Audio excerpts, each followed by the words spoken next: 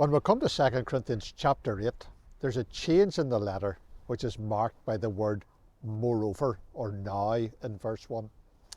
So in the first 7 chapters we read about Paul's comfort and their restoration. In the final 4 chapters of this letter we'll read about Paul's concern and their resistance. But in chapters 8 and 9 it is Paul's counsel and their readiness.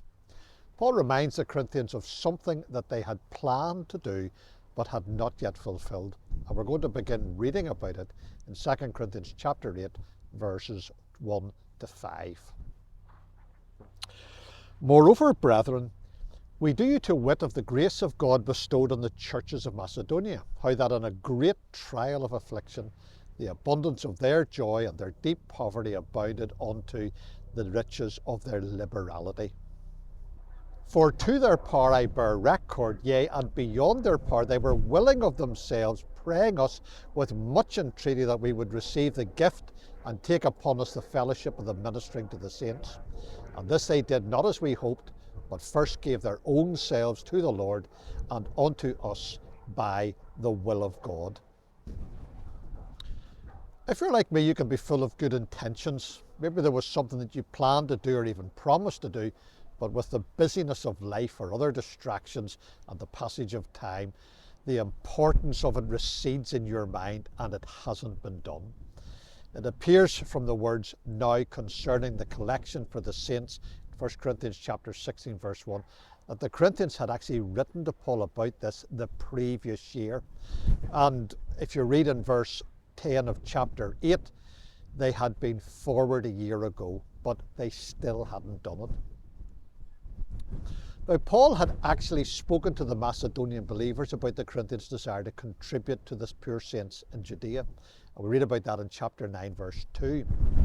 This motivated the Macedonian believers to contribute, and they promptly did so, as our reading explains. Now, Paul describes this as the grace of God bestowed on the churches of Macedonia in verse 1.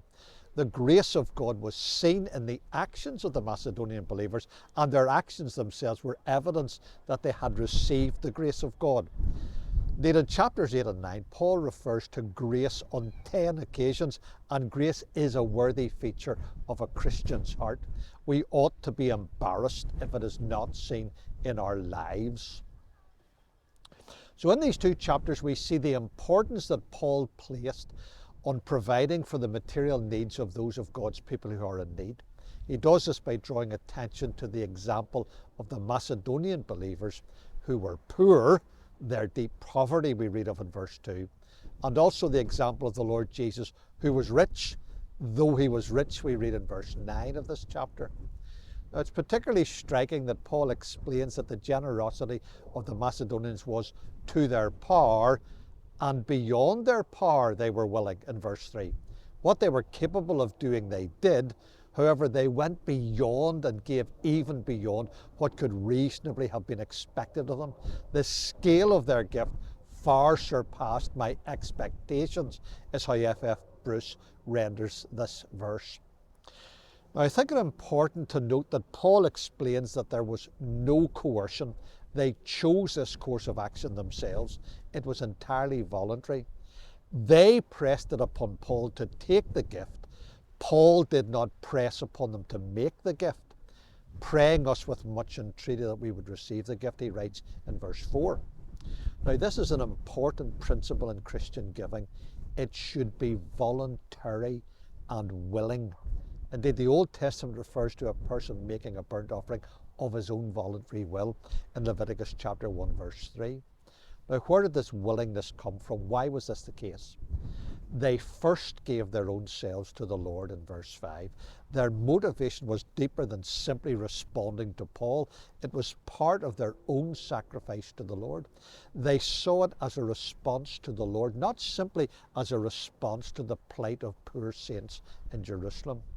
And this, of course, is the proper motivation for every sacrifice that we as believers make. We should do it to the Lord.